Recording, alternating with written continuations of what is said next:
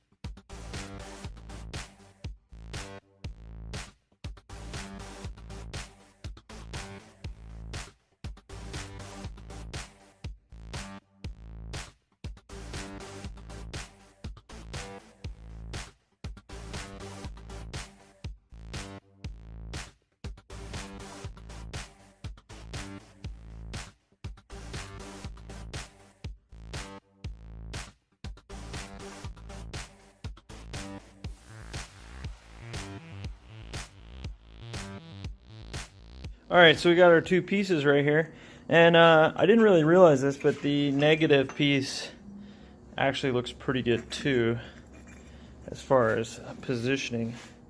You guys can kind of see, well, fuck.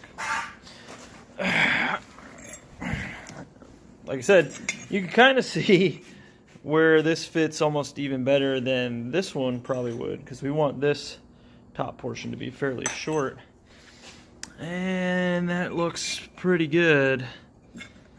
So maybe this is the one we'll use. We'll make it a little more difficult to weld, but again, we want this thing to be as short as possible, because we're going to put an elbow on here, and then yeah, we want it to be clear, and we got to have room to go that direction with the elbow. So let's go ahead and get this marked up and then cut.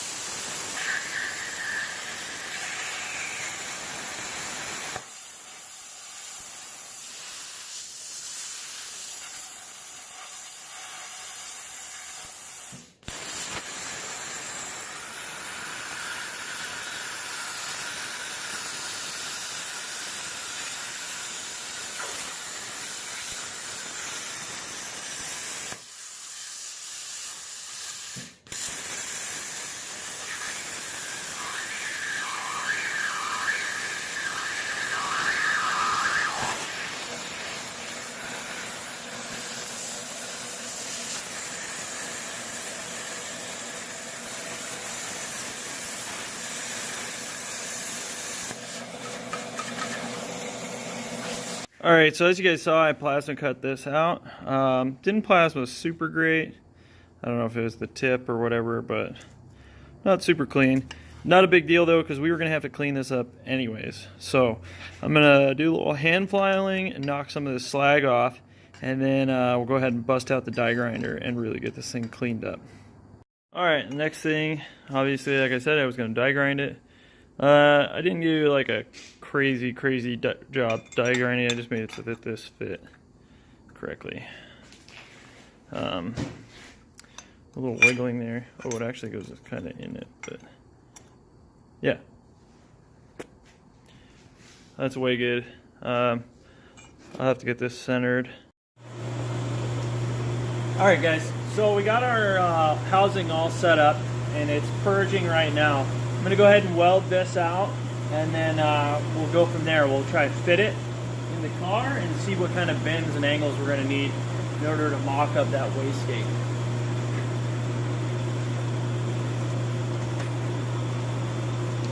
In this instance, I'm going to use I'm going to use 309L, and that's going to give me a bit better fusion. It's designed for dissimilar metals like stainless to mild.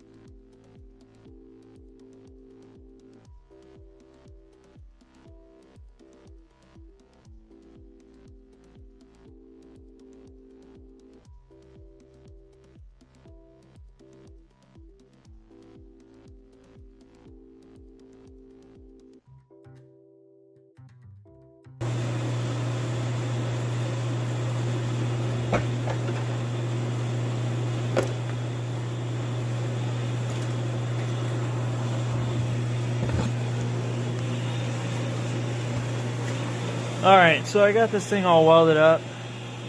Looks pretty decent. I kind of botched this side a little bit right there, but not too bad all in all. And I kind of nipped the top of that one, but like I said, it's not a big deal. We're going to have to weld on that anyway. So let's go see how it fits in the car. Alright. Oh, tripped on the cord. I'm not going to take this off yet, but I'm going to reuse that stuff again. But it looks like we're going to be pretty tight. So we may end up having to kind of grind and fit that in there. And kind of adjusting that elbow off there, because that's really close. Other than that, the angle looks pretty good. I mean, it's not severe, which is ideal. You don't want it super tight as far as the peel-off angle. Well, it looks like we will have to kind of cut this down a little bit to try and weld that elbow onto it. Alright guys, so I got that elbow welded on, and it's pretty dark out now because I took too long to do this. Ended up having to talk to my kid at one point during this. So this is what we came up with.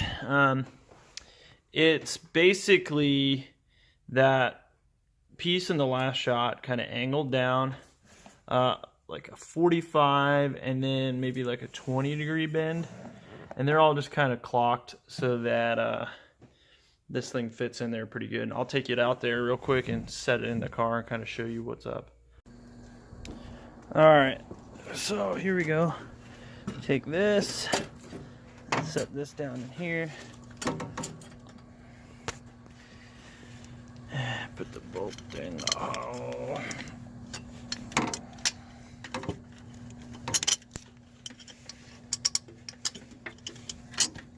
Okay.